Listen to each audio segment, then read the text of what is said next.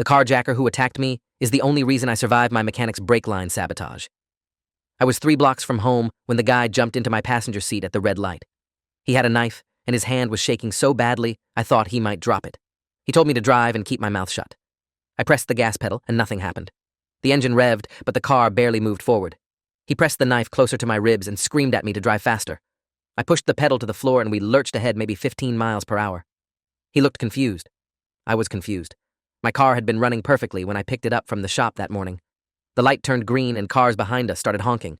He grabbed my shirt and yelled that I was trying to get us caught. I swore I wasn't doing anything wrong. The car just wouldn't accelerate. We crawled through the intersection, and he kept looking back at the cars piling up behind us. His panic was making him sloppy. The knife wavered, and I thought about grabbing it, but I'm not that kind of person. I teach history at the community college. I've never been in a fight. So I just kept driving at this pathetic speed while he cursed and threatened me. We made it 2 more blocks before he told me to pull over. I did, and he jumped out, still holding the knife, and ran down an alley. I sat there shaking and watching him disappear. I called the police from the side of the road. My hands wouldn't stop trembling as I held the phone. The operator asked if I was hurt, and I said no, just scared. She told me to stay in the car with the doors locked until officers arrived. I sat there for 12 minutes, watching people walk past on the sidewalk like nothing had happened. 2 patrol cars pulled up, and 3 officers got out. The first one asked me to describe what happened. I told him about the carjacking and the knife, and how my car wouldn't accelerate properly. He looked at my vehicle and asked when I last had it serviced. I said this morning at Precision Auto on Maple Street. The officer's expression changed. He asked me to repeat the name of the shop. I said it again, and he exchanged a look with his partner. The second officer walked around my car and crouched down near the rear wheel. He stood up and told the first officer to call for a tow truck immediately. I asked what was wrong. The second officer said my brake line was cut almost completely through. If I'd been driving at normal speed and tried to brake, the line would have severed and I would have had no way to stop. The reality hit me slowly. The carjacker's attack had saved my life. If he hadn't jumped in at that red light and forced me to realize something was wrong with my car, I would have driven onto the highway. I would have merged into traffic going 70 miles per hour. Eventually, I would have needed to brake. The line would have snapped. I would have crashed into whatever was in front of me with no way to slow down. The officer asked if anyone had reason to hurt me. I said no. I lived alone. I didn't have enemies. I was recently divorced, but it had been amicable. My ex-wife Melanie had moved to Oregon 6 months ago, and we barely spoke anymore. The officer wrote everything down in his notebook. He asked about the mechanic shop. I explained that I'd taken my car there 3 times in the past 2 months. Oil change, tire rotation, and this morning for a brake inspection because I'd been hearing a squeaking noise. The officer asked if the same person worked on my car each time. I said yes, a guy named Derek Finch. He was the owner and usually the only mechanic there when I came in. The officer wrote down Derek's name and underlined it twice. They towed my car to the police impound lot for examination. An officer drove me home and told me someone from the detective division would contact me tomorrow. I walked into my apartment and sat on the couch staring at nothing. The carjacker had probably saved my life without meaning to. If my car had been working normally, I would have driven him wherever he wanted, and he would have eventually let me go, or worse. But because the brake line was damaged, the car barely moved and he panicked and ran. That malfunction kept me from getting on the highway where I would have died in a crash. I couldn't wrap my head around it.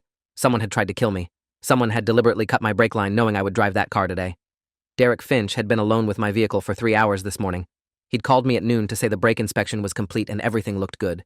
He'd charged me $80 and I'd thanked him and driven away in a death trap. I thought about Derek.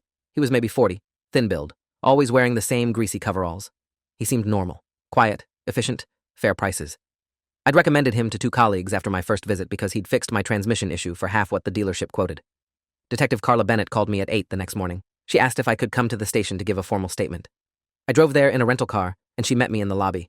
She was maybe 50, with short gray hair and tired eyes that suggested she'd seen too much. She led me to an interview room, and we sat across from each other at a metal table.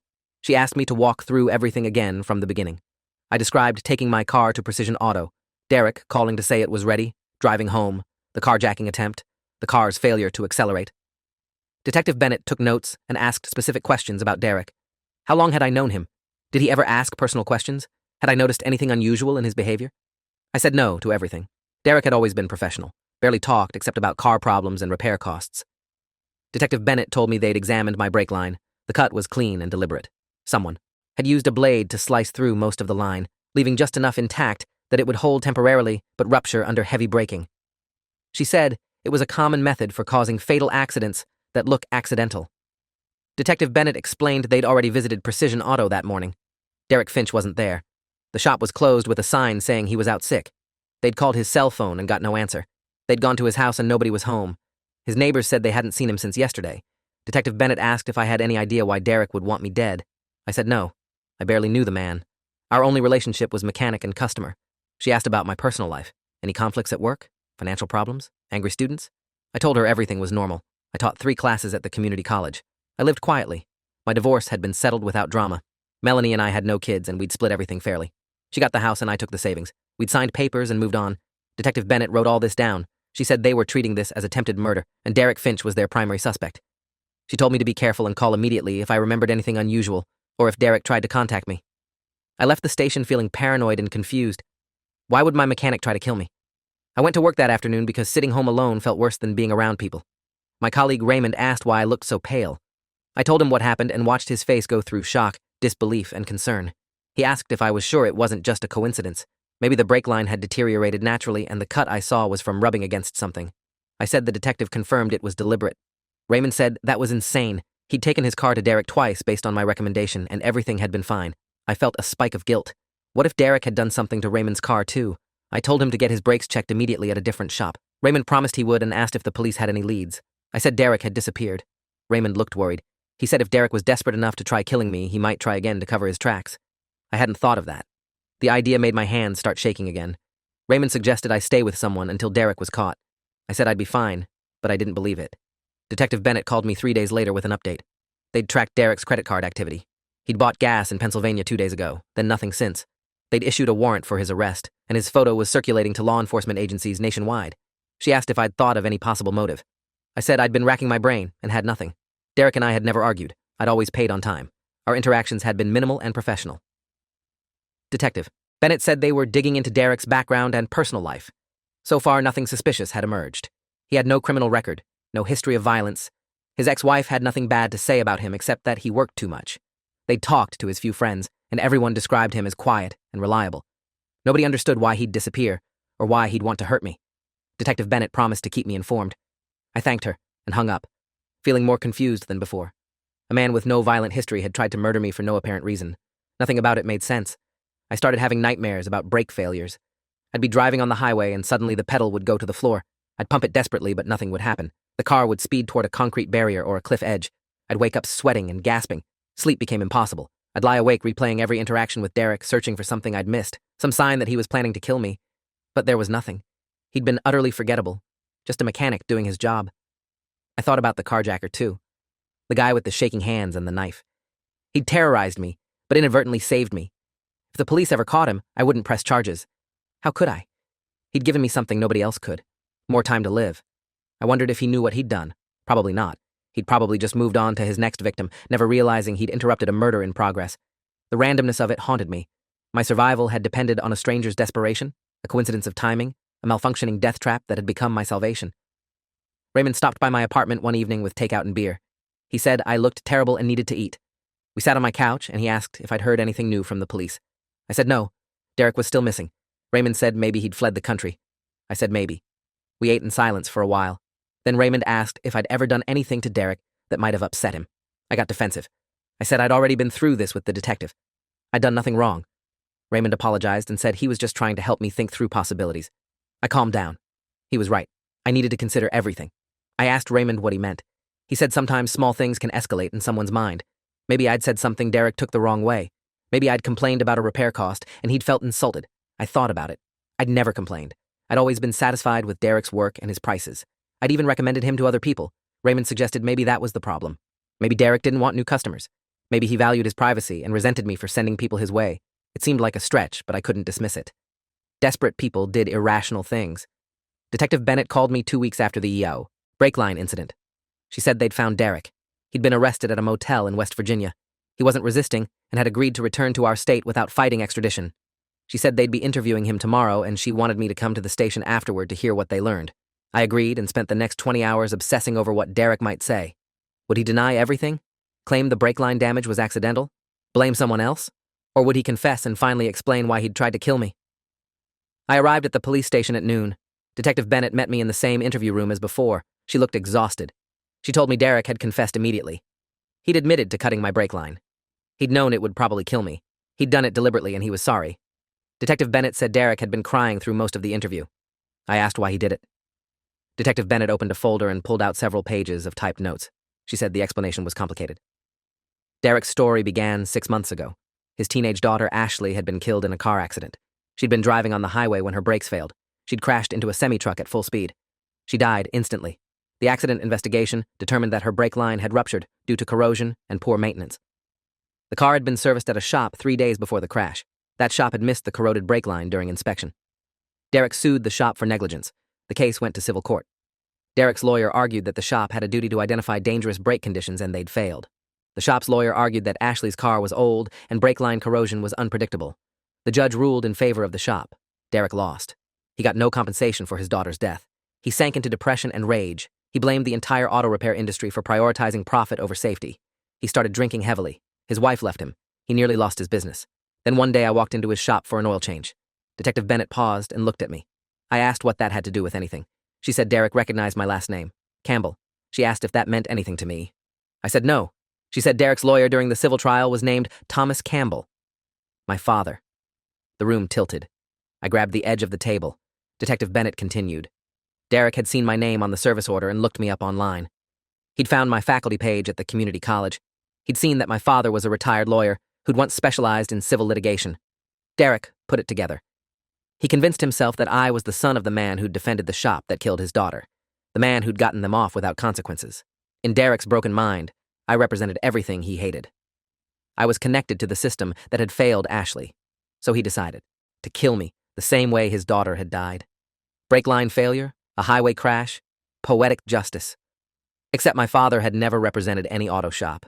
Detective Bennett had checked. My father, Thomas Campbell, had spent his career doing contract law for insurance companies. He'd never handled a vehicle negligence case. The lawyer who'd defended the shop in Derek's case was a different Thomas Campbell. Different middle name, different state bar number, different person entirely. Derek had fixated on the wrong man, and by extension, the wrong son. I sat there unable to speak. Detective Bennett said Derek had realized his mistake after he'd already cut my brake line. He'd looked more carefully at court records and found documentation proving the lawyer in his case wasn't my father. But by then, I'd already picked up my car and driven away. Derek panicked. He tried calling my cell phone to warn me, but I didn't answer because I'd been carjacked and then dealing with police. He'd been trying to find me ever since to confess and apologize. When he saw his photo on the news as a wanted fugitive, he gave up and went into hiding. But guilt ate him alive. He finally turned himself in. Detective Bennett said Derek was charged with attempted murder. His lawyer would probably argue diminished capacity due to grief and mental breakdown. But the prosecutor was pushing for the maximum sentence. Derek had tried to kill an innocent person because of mistaken identity and unresolved trauma. That couldn't be excused. I asked if I'd be required to testify at trial. Detective Bennett said probably yes. I said I'd do whatever was necessary. She thanked me and said she'd stay in touch. I drove home in the rental car, feeling hollowed out. Derek Finch had tried to murder me because I shared a last name with someone who'd never wronged him. His daughter had died, and his grief had twisted into rage, and that rage had needed a target. I'd become that target through pure coincidence. If I'd had a different last name, or gone to a different mechanic, or picked up my car 10 minutes earlier or later, none of this would have happened. The randomness was suffocating. I thought about Ashley Finch, dead at 16 because her brakes failed. I thought about Derek's lawsuit, and how losing it had destroyed him. I thought about the real Thomas Campbell who'd won that case and probably never thought about it again because it was just another job. I wondered if he knew what his victory had set in motion. Probably not. He'd moved on to other cases, other clients, other courtrooms. Meanwhile, Derek's life had collapsed and eventually reached out to destroy mine. The chain of cause and effect was almost incomprehensible. A corroded brake line led to a crashed lawsuit, led to misplaced revenge, led to a carjacking that saved my life. Nothing about it felt real. I called my father that evening. He lived in Arizona now, retired and playing golf every day. I told him what happened. He listened in. Silence. When I finished, he said he was sorry and that he was glad I was safe. Then, he said something unexpected. He told me he remembered the other Thomas Campbell. They'd attended the same state bar conference 15 years ago. Someone had confused them during a panel discussion, and they'd joked about having identical names. My father said the other Thomas Campbell had seemed arrogant and dismissive. They'd never stayed in touch. But my father remembered thinking the guy treated his clients like paychecks instead of people. I asked if he knew the other Campbell had defended an auto shop in a wrongful death case. My father said no. He hadn't followed the man's career. But it didn't surprise him. That type of lawyer gravitated toward defending corporations against grieving families. I asked if that made what Derek did more understandable. My father said no. Grief didn't justify attempted murder. Derek should have verified who I was before trying to kill me. I said I agreed, but I also felt terrible for him. He'd lost his daughter and then lost his mind. My father said I was a better person than him because he felt no sympathy for Derek at all. Raymond called me a few days later. He'd read about Derek's arrest in the local news. He asked if I was okay. I said I was processing. He asked if I wanted to get dinner and talk. I said yes. We met at a diner near campus. Raymond ordered coffee and I ordered whiskey. He didn't judge.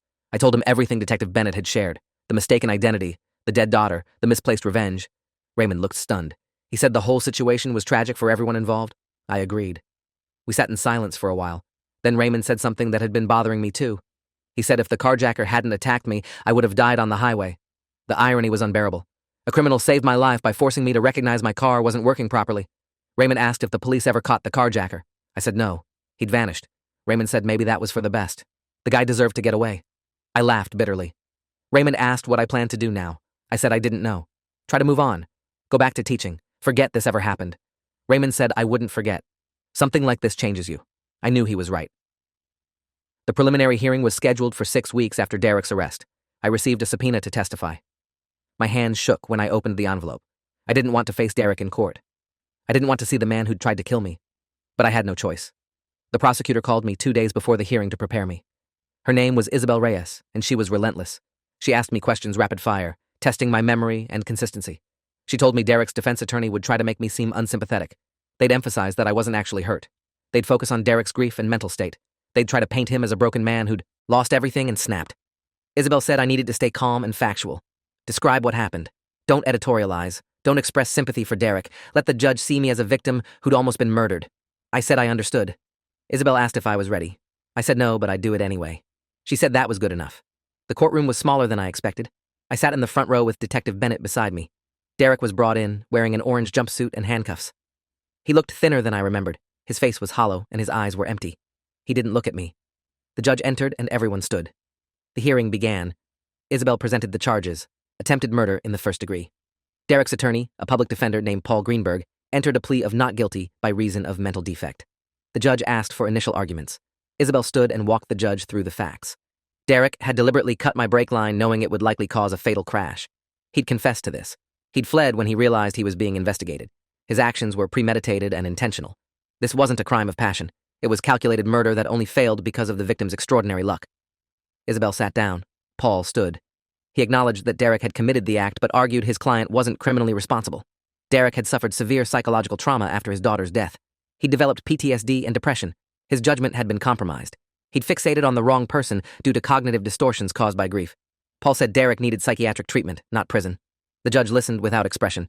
She called me to the stand. I walked up and sat in the witness chair. Isabel asked me to state my name and occupation for the record. I did.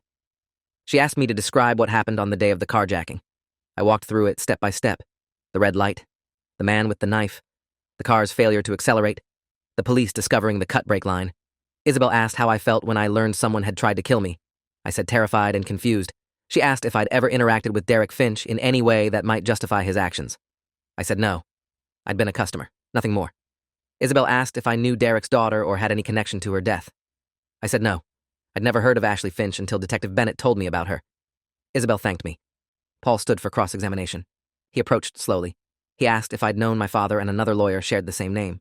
I said no. He asked if I'd ever discussed my father's legal career with Derek. I said no. We'd never discussed anything personal. Paul asked if I'd suffered any physical injuries from Derek's actions. I said no. Paul asked if I'd experienced financial losses. I said only the cost of the rental car. Paul asked if I felt Derek should be imprisoned for life. Isabel objected. The judge sustained it. Paul withdrew the question. The judge called Derek to the stand. He shuffled up in his handcuffs and sat down. His voice was barely audible when he confirmed his name. Paul asked him to explain what had led to his actions. Derek started talking about Ashley. His daughter had been smart and kind and full of dreams. She'd wanted to study veterinary medicine. She'd loved animals and volunteering at shelters. On the day she died, she'd been driving to her volunteer shift. Derek's voice broke. He described getting the call from the highway patrol, driving to the hospital, seeing her body, planning her funeral, suing the auto shop that had inspected her car 3 days before the crash, losing the lawsuit, losing his wife, losing his business, losing his will to live. Then one day he'd seen my name on a service order and everything had clicked into place. He'd thought I was the son of the lawyer who'd defended the shop. He'd thought killing me would balance the scales somehow, make things fair, give Ashley justice.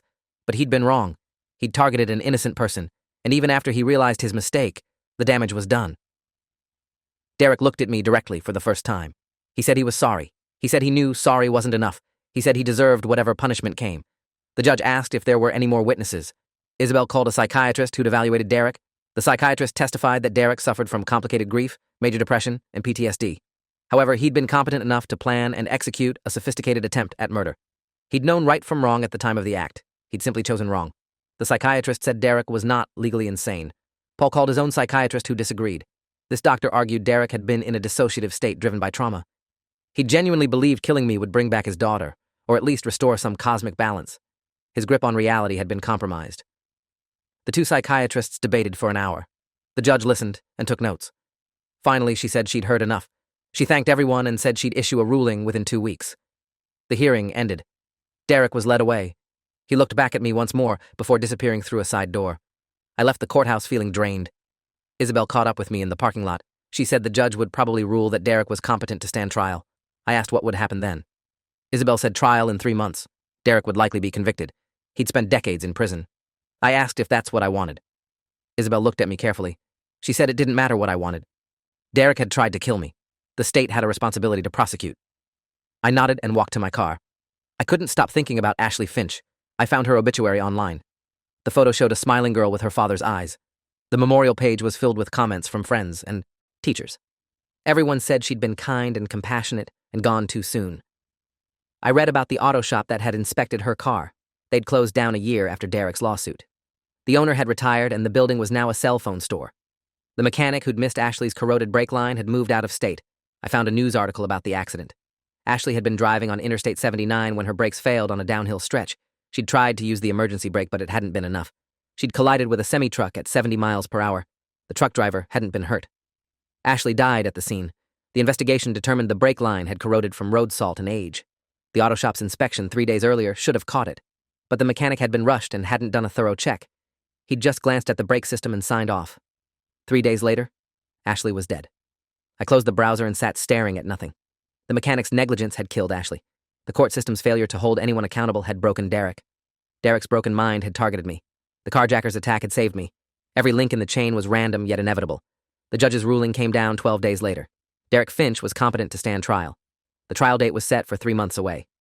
Isabel called to tell me I'd need to testify again. I said I'd be there. She asked how I was holding up. I said I was managing.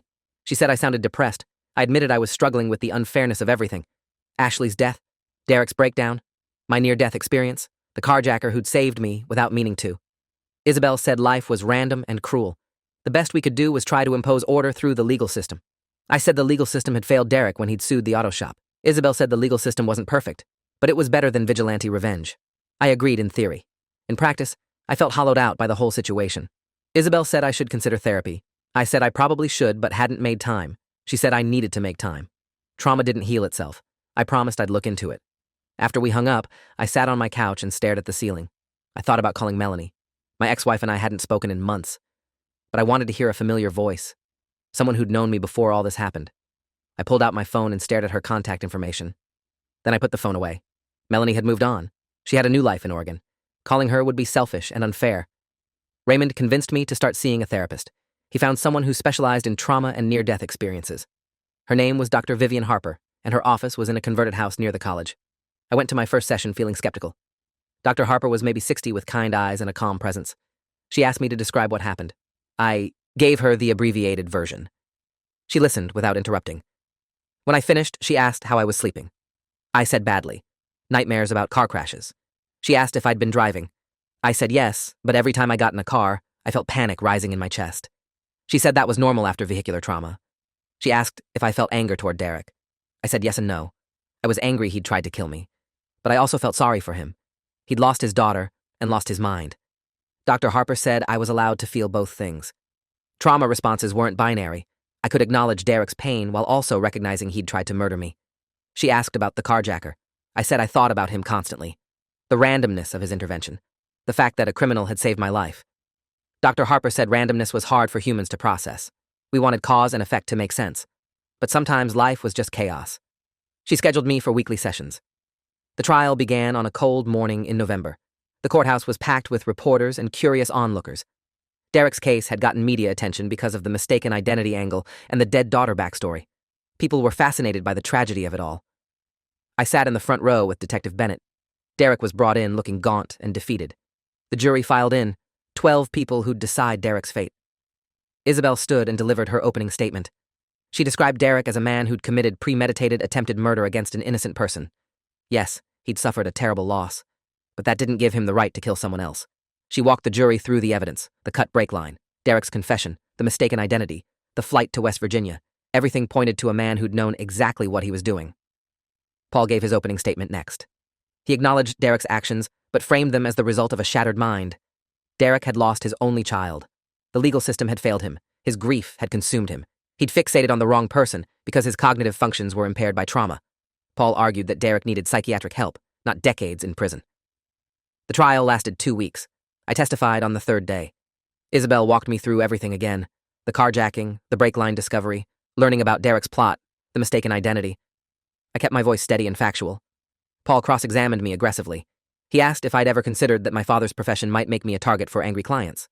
I said no, because my father did contract law, not litigation. Paul asked if I'd ever mentioned my father to Derek. I said no. Paul asked if I felt Derek deserved compassion, given what he'd lost. Isabel objected. The judge sustained it. Paul asked if I'd personally suffered any lasting harm. I said I had nightmares and anxiety. Paul asked if I'd sought treatment. I said yes. Paul asked if Derek had physically harmed me. I said no, but only because a carjacker had interrupted the plan. Paul nodded and sat down. I stepped off the stand, feeling angry. Paul was doing his job, but it felt like he was minimizing what Derek had tried to do to me. Isabel called other witnesses. Detective Bennett testified about the investigation. The forensic examiner testified about the cut brake line. The psychiatrist testified about Derek's mental state. Derek testified again, repeating his story about Ashley and the lawsuit and his broken reasoning. The prosecution and defense rested. Closing arguments began. Isabel stood and reminded the jury that grief didn't excuse murder. Derek had made a conscious choice to kill me. He'd planned it carefully. He'd executed it deliberately. When he'd realized his mistake, he'd fled, instead of turning himself in or warning me. His actions were criminal and deserved criminal consequences. Paul argued that Derek wasn't a murderer. He was a father, destroyed by loss. The system had failed him twice. First, when the auto shop that killed his daughter faced no consequences. Second, when he'd targeted the wrong person because his mind couldn't process reality anymore. Paul asked the jury to show mercy, to recommend psychiatric treatment and reduced sentencing, to recognize that Derek was a victim too. The jury deliberated for 8 hours. I sat in the courthouse cafeteria drinking coffee and trying not to think. Detective Bennett sat with me. She said the jury would probably convict. The evidence was too strong. I asked what would happen to Derek after that. She said sentencing would depend on the judge, probably 15 to 20 years. I said that seemed both too much and not enough. Detective Bennett agreed. The jury returned with a verdict. Guilty on all counts. Attempted murder in the first degree. Derek showed no reaction. His face was blank. The judge thanked the jury and scheduled sentencing for 2 weeks later. I left the courthouse feeling empty. Derek would go to prison. I would go back to my life. But nothing felt resolved. Ashley was still dead. Derek's life was still ruined. I'd almost died because of a name I shared with a stranger. The carjacker who'd saved me was still out there somewhere, probably committing more crimes. The chain of random events that had brought us all together made no sense, and never would. Raymond took me out for drinks that night. He said I should feel victorious. Derek had been convicted. Justice was served. I said I didn't feel victorious. I felt exhausted and sad. Raymond asked what I wanted. I said I wanted Ashley to be alive. I wanted Derek to have won his lawsuit. I wanted the auto shop to have caught the corroded brake line before she drove away. I wanted the other Thomas Campbell to have lost his case. I wanted to have gone to a different mechanic. I wanted none of this to have happened. Raymond said he understood. We drank in silence. The sentencing hearing was brief. The judge listened to victim impact statements. I didn't give one. I had nothing to say that would change anything. Isabel recommended the maximum sentence, 25 years. Paul requested leniency, 10 years with psychiatric treatment. The judge said she'd considered everything carefully. Derek's actions were serious. He'd tried to kill an innocent person, but his mental state at the time was severely compromised by grief and trauma. She sentenced him to 18 years in prison with mandatory psychiatric treatment. He'd be eligible for parole after 12 years if he demonstrated remorse and rehabilitation. Derek was led away. I watched him go and felt nothing. The trial was over. My life could continue. But I knew I'd never fully escape what had happened. Dr. Harper said trauma changes your brain chemistry. You can heal, but you can't undo the experience. I'd have to learn to live with the knowledge that someone tried to kill me for no good reason. That my survival depended on a random criminal jumping into my car at exactly the right moment. That fairness and justice were illusions we told ourselves to feel better about chaos. 6 months after Derek's sentencing, I was walking to my car after teaching an evening class. The campus parking lot was nearly empty. I heard footsteps behind me. I turned and saw a man approaching. He was thin with nervous eyes. It took me a second to recognize him. The carjacker, the guy who'd jumped into my car with a knife. We stared at each other. He stopped walking.